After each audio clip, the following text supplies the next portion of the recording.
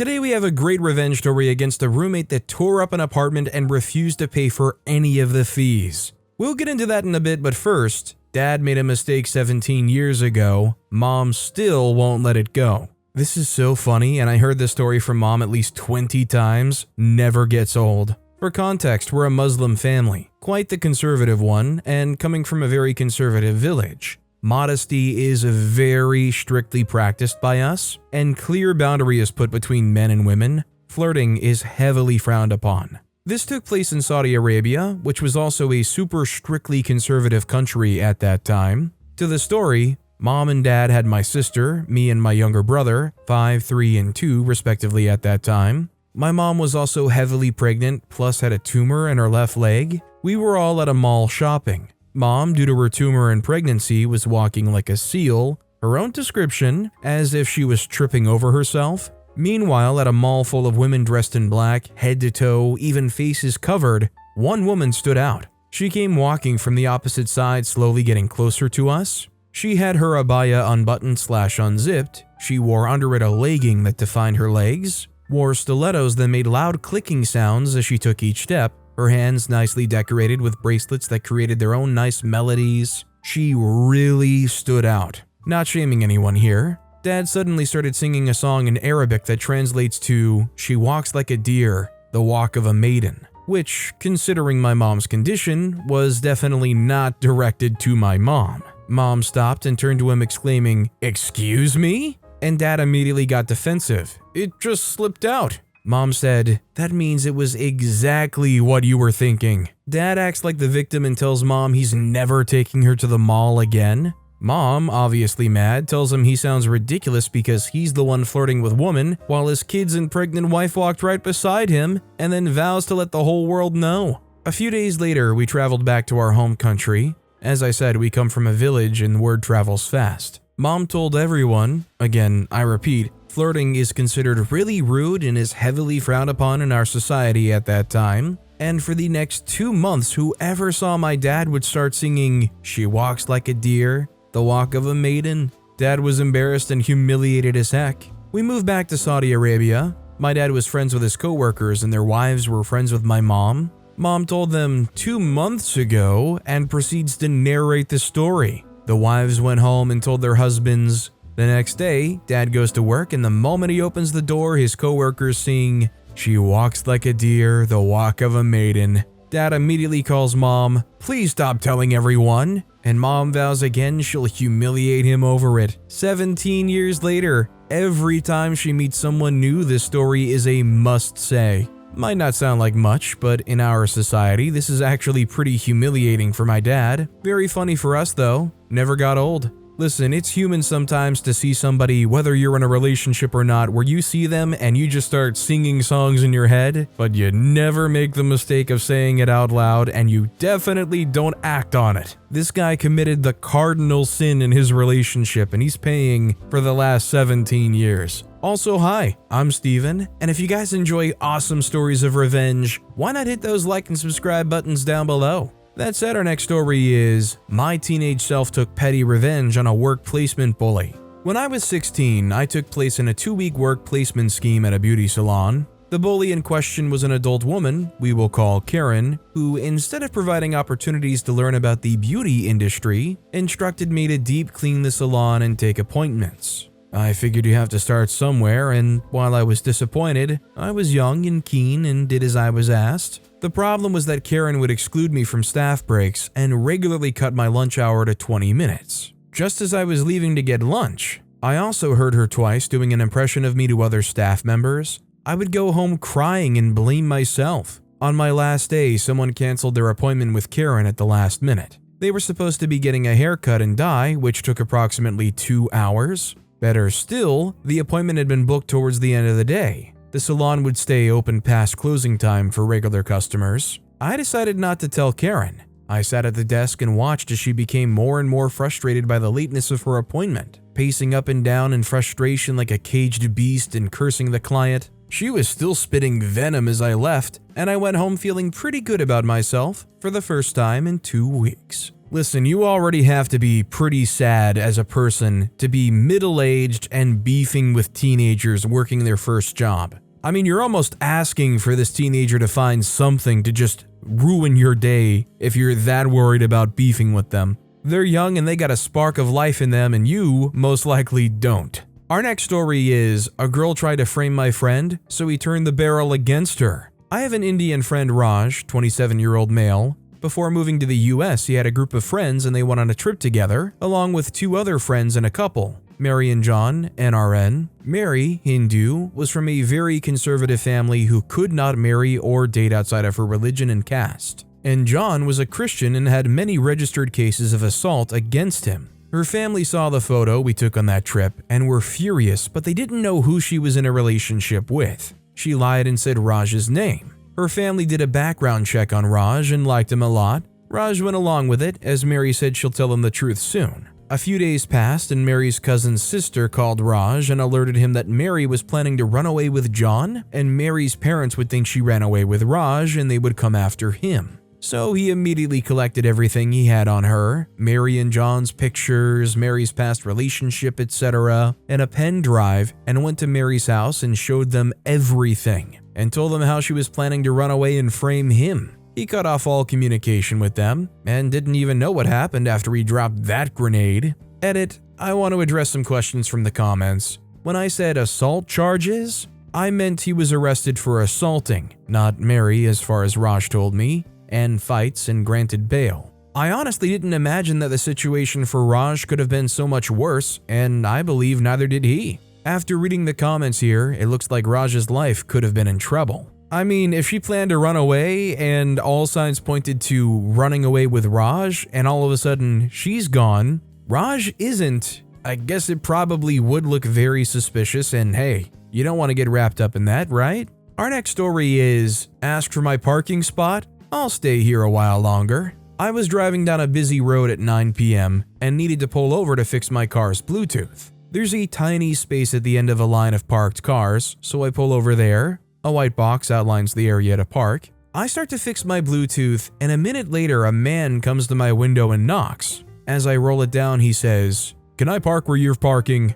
I stare at him and say, "No, I'm parked here." The guy huffs and says he's going to the pub and then states that my tires are on the white line. When I tell him that that space isn't that big, he says, "I assure you, my car will fit." Right, but I'm parked here. He then starts saying I'll get a ticket and that he needs to park in my spot. I replied, I'll take that risk, and rolled up my window. The guy goes back to his car and sits there, waiting for me to move, but I'm not about to let him have it after being so entitled. I got out my car, smiled at him, and then walked to the local takeaway and had a lovely sit-in meal by the window and in full view of both of our cars. He waited 30 minutes before angrily revving his engine and speeding off. I later saw he parked on some double yellow lines. Oh, I do hope he got a ticket. Listen, although they probably would have been gone by the time that they got there, you should have called the non-emergency line and reported it. Maybe, take a photo, ask if you could send it anywhere. That would be great. Just a little cherry on top, even though you're not going to stick around to see if it happens. Our next story is Tiny Petty Workplace Revenge. No idea what to actually title this, but meh. Anyways, I used to have a retail job in a kid's shop that sells things like fidgets, slime, stationery, and school supplies. While there, another staff member was just a pain and a bully. She's the reason most of the staff quit. That and upper management refusal to do anything. Despite working in the store she does, she can't stand loud noise or big mess. I now work in a women's fashion store that's immediately across from the other store. Anytime a family comes in and the kids get a little restless, I tell Dad to take the kids over to the other store. They've got lots of cool stuff for the kids to play with. It's actually encouraged. If it's opened, you can play with it. I have caught her CBF a few times after the family returns to my store, where Mom has had a lovely, peaceful shopping experience, and the bully has to deal with the screaming, running, and mess the kids leave. It's small and petty, but I love it. Honestly, what I like about this is it comes with the territory, right? I mean, she can't complain. She's working at a place that's literally exactly for those kinds of people. That is the clientele that would come into that store. just unleashing the most ethical child tornado on this bully. Our next story is Landlords From Heck I, 20-year-old male at the time, and two roommates, both 20-year-old male, rented a house near the college we attended. The house was owned by a couple in their 50s. They had left some furniture and some bookcases in the house they said belonged to former tenants, and we could use them. When we moved in, we had no idea how nuts these people were, but we stayed for nearly 4 years. Now, we were 3 dudes in college. Of course, we left our mark in that house. However, we all grew up with excellent parents who taught us responsibility, and we made sure to deep clean the heck out of that place for 3 straight days. We then hired a carpet cleaning company to professionally clean the carpets. It was spotless. We also tossed a few of the leftover furniture because over time it had busted or been worn to crap, but other than maybe some paint, a pair of blinds, a broken sprinkler head, and oil stains on the garage floor, it looked like it did when we moved in. They arrive for the walkthrough, and the woman loses her mind with rage. Apparently, the furniture was not left behind by former tenants, but pieces made by her father in the 50s. This house is the house she grew up in, apparently. She cursed us out for what felt like hours. We spent the next week tracking down the discarded items, actually getting nearly all of them back from the city's dump. Seriously, don't ask how we did it because it was nothing short of a Christmas miracle. The only things we couldn't get back were some custom-made pillow cushions. We returned the items, and waiting the dreaded deposit decision, after 30 days pass, we reach out to find out how much of the deposit we'll be getting back. The man says he's still fixing things up around the house and will get back to us soon. Another 30 days pass. Ask again. He says it's taking longer because he's doing it all himself, but he'll get to it. Another 30 days pass. Says he's almost done. At this point, one of our parents tell us the window for this is closed. He owes us our full deposit and to take them to small claims court so they couldn't string us along any further. They show up, only they're putting on a show. These two very healthy, very capable people walk into court like they're on their last legs. The man uses a cane and now has to hunch to walk. The woman uses a walker she doesn't need, and her voice quivers as she talks to the judge. The acting display they put on was actually incredible. We sued them for our $1,800 deposit. They countersued us for $10,000 in damages. They claim we destroyed the home and basically had to replace floors and walls and fixtures that were never damaged. Also, part of it is $900 for the cushions we threw out. The judge buys all of it, leering at us, telling us how irresponsible we are, even before we get to present our side of evidence, and how sorry he is for the couple that they have to go through this. We win our $1,800, but only because it's literally the law, but we were also ordered to pay them the full $10,000. Yikes. Thinking we're screwed, we wise up and go get a lawyer who appeals the decision. We roll up into court with our cool lawyer, and they, thinking it would be just us again, arrive lawyerless with only their old and feeble charade. Our lawyer tears them apart. This new judge isn't buying their nonsense this time, keeps calling them out on their inconsistencies and lies. Appeals decision comes back, we still get our full deposit back, and we only owe them $263 in damages. When we go to pay our side of the judgment to them, our lawyer tells us not to pay them at all. To get their money, they'd have to sue us again for not paying and would spend way more than $263. After receiving their check for our deposit, we take some of the money, purchase the typed out court transcripts of them getting shredded in a courtroom, put them in an envelope and mail it over to them with a note that reads, "Thanks for the memories." I mean, if I were in OP's position, I probably would still want to pay that $263. I mean, I get it was advice from a literal lawyer, but still, I wouldn't want to ever just somehow end up on the hook for not paying a court-ordered $263. Our next story is, I am that neighbor, the one who everyone else watches to see what color bin to put out. Where I live, you put out 2 bins each week, the general waste bin and a recycle bin and green waste bin on alternate weeks. For some reason, other people have difficulty in remembering what week it is and copy me so that they get it right. A while ago, one of my neighbors really annoyed me, so I deliberately put the wrong bin out early. She copies me and then disappeared for a long weekend away. I then changed the bin over so everyone else put the right bin out. She came back to a full and very smelly bin. She'd stuck frozen prawn heads in there, thinking that they would be collected the next day. She had to deal with the smell in her yard, as the council here takes a very dim view of people who leave their bins full on the verge. To be honest, I was just hoping to get her to have a full bin for 2 weeks. The rest was just icing on the cake. Not sorry at all. Some would say that I live in a organized chaos, but one thing I always have on track is the trash cycle. One of the things that can really make you feel like a screw up is having to deal with a full trash bin for an extra week. Our next story is Incidental Petty Revenge Ended Bad Roommate Issues for Good. This happened to me quite some time ago when I was sharing a small 2-bedroom house with another guy from college. The house was divided into 2 bedroom/bathroom areas with a living room and a kitchen in between. We shared these spaces without issue for about 2 years. We didn't have problems with food storage, food sharing, etc. It really was a good living arrangement because we both just worked and went to our classes and played video games on the weekend or had a couple friends over. Pretty normal stuff. Well, Harry, not his real name, started taking the drinking too far in our junior year. Way too far. Completely recluse to his bedroom only, pretty much only coming out at off hours to get food or throw trash away.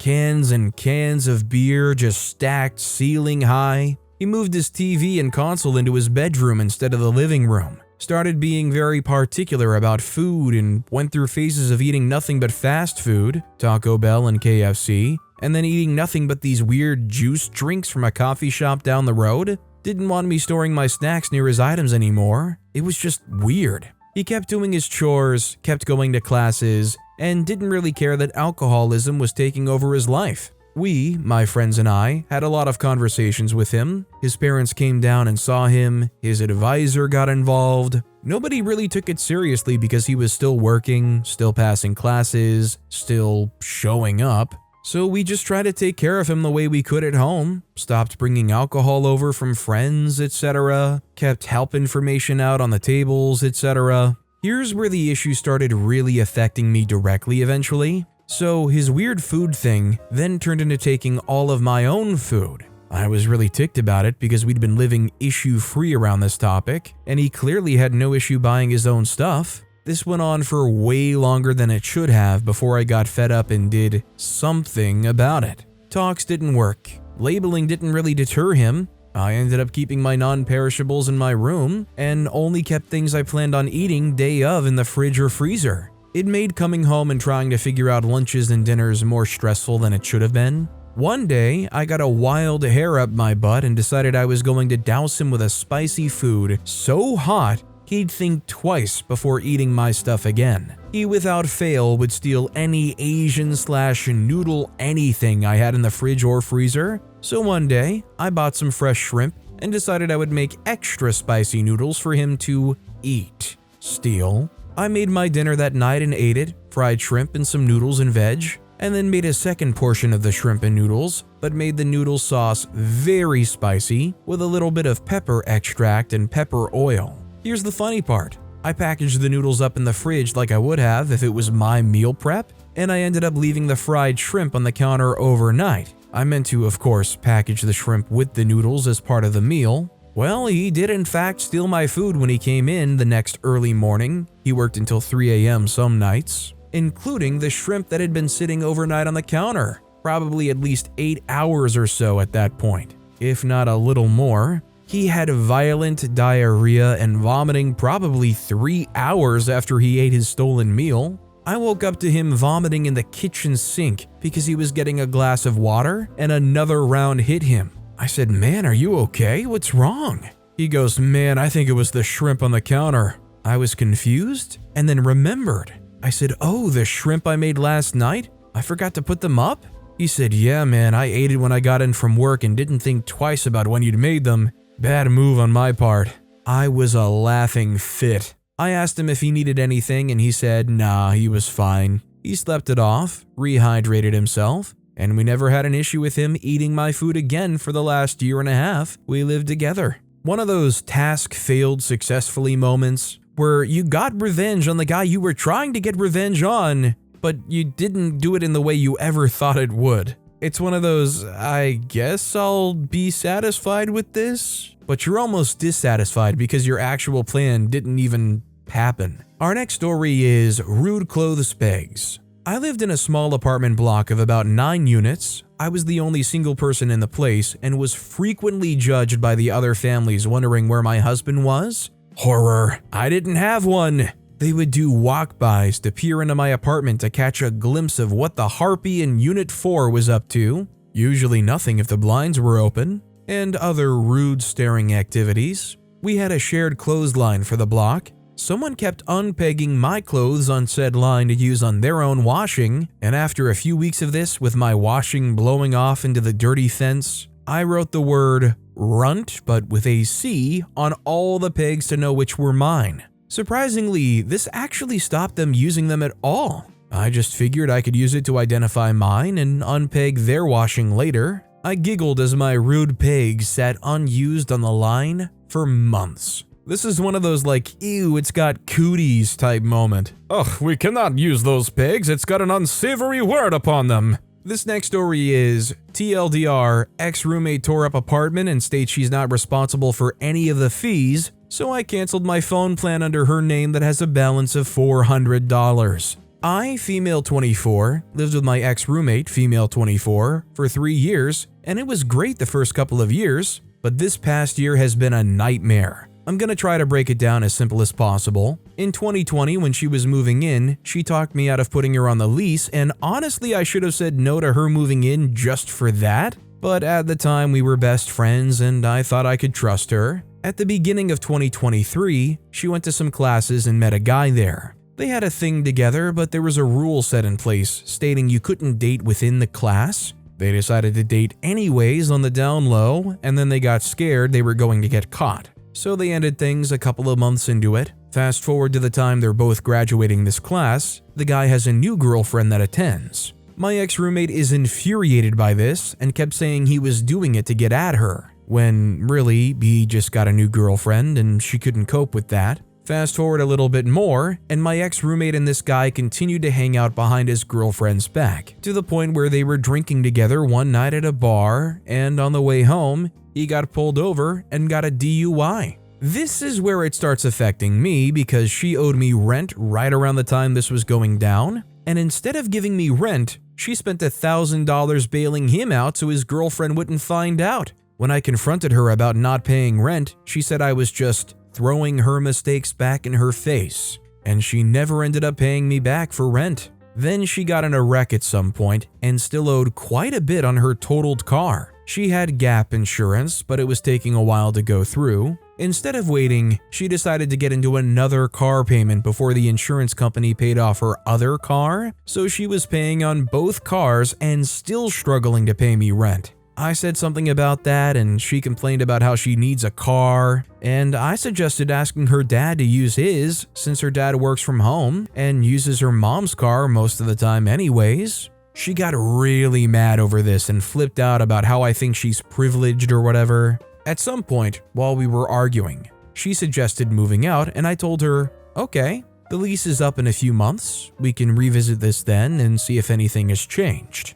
She liked that, so we stayed until the end of the lease and then we both decided this wasn't working and to go separate ways. She told me she found an apartment in the same complex. She also kept asking to get a dog this past year, and I kept saying no because I didn't think she could afford it, and I wasn't going to pay for her to get a dog to tear the place up more. A couple days before her move-out date, she posted on her Snapchat story that she got a dog and didn't even tell me that she had this giant pit bull in the middle of our tiny apartment when I went to move some more of my stuff out. That infuriated me because she really couldn't wait 2 more days or warn me about the dog.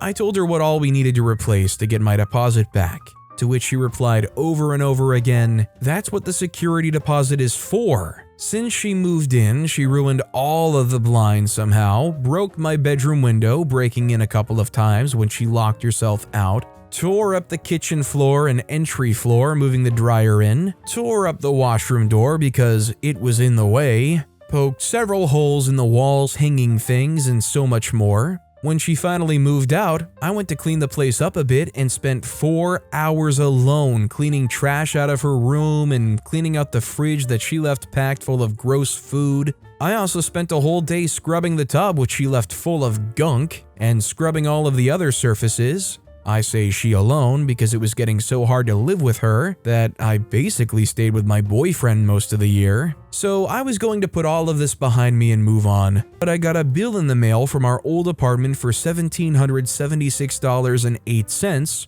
and my security deposit covered $820. So I texted her yesterday and said, "They sent me a bill for $956.08. Are you able to send half?" To which she responded with a bunch of questions asking everything they charged us for, and I answered and sent pictures of the documents with the receipts for everything. I knew in my gut she wasn't gonna pay anything, but she straight up said, "Okay, so looking at what all the deposit covered, looks like damages and cleaning expenses other than the vinyl repair, which was $520.86. I don't feel like I'm responsible for the utility fee or the carpet cleaning because that was on the lease as your responsibilities. You also told me you were going to get the carpets cleaned, so I will send half of the $520.86 for the vinyl replacement. I don't feel like I'm responsible beyond that." Basically saying screw you to me because her name wasn't on the lease. I also never told her I would get the carpets cleaned because I asked her to, and she said, "That's what the security deposit's for." She sent me $260 and that's it for all of this.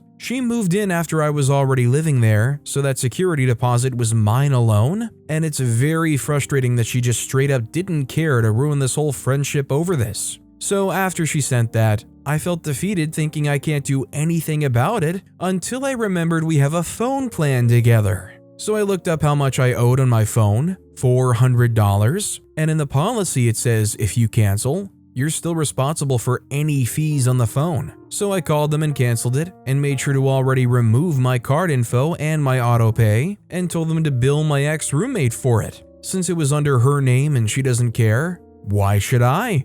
And that ensures that she can't contact me anymore either. Well, she'd still probably have your phone number. You can block her though. I think all things considered, it's a very expensive life lesson learned. But you did get your revenge in your own way. This next story is Revenge on Jerk Upstairs Neighbor. Years ago, I lived in an apartment on the ground floor of a 3-story building. Everything was fine until the lady above me died, and they removed the carpets and refinished the hardwood floors. New people moved in, a woman, her loser baby daddy, and a young girl. The noise was so loud, just crazy. I went up to introduce myself. The man opens the door. I introduce myself and offer my hand to shake. His right hand is behind his back like he has a gun. The little girl's looking at me wearing mommy's high heels. Now I know what some of the clomping was. I explained the situation and asked if maybe they could remove their shoes when at home. We do, but I know not everyone does. And I don't really remember his response, but nothing changed. It was stomp, stomp, stomp day and night. Loser baby daddy didn't work, so he was there all the time, clomping. I worked opening shift at a restaurant, so I had to be at work at 6 a.m. most days. Needless to say, all this heavy clomping would freak my sleep up most nights. So to get my revenge, I used to put my loud butt alarm clock high on a shelf as close to where I figured their bed was. I'd wake up, make coffee, finally turn it off after a few minutes, but that was not enough. This was in the days of landlines. When I would leave for work, I would crank up the volume on my princess phone. It was freaking loud. Once at work, I would do my opening stuff, have coffee, and whenever I had a moment, I would call my number. I would let it ring and ring, then I'd wait a bit, do it again, repeat. I used to do this like every day. I have no idea if it drove them crazy, but I sure as freak hope it did. I made myself a pledge, never live below people again. All of a sudden, I'm beginning to understand why penthouse suites are on the top floor and not lower down closer to where you can get in and out. Besides the view, of course. It's kind of disappointing that they didn't start complaining about the noise themselves, but at the same time, maybe that was for the best. But with that being said, that's all the time we have for today. Now, if you want to hear another crazy revenge story, check out that video on the left. Or if you missed my latest video, check out that video on the right. That said, I'll see you all next time with some more stories.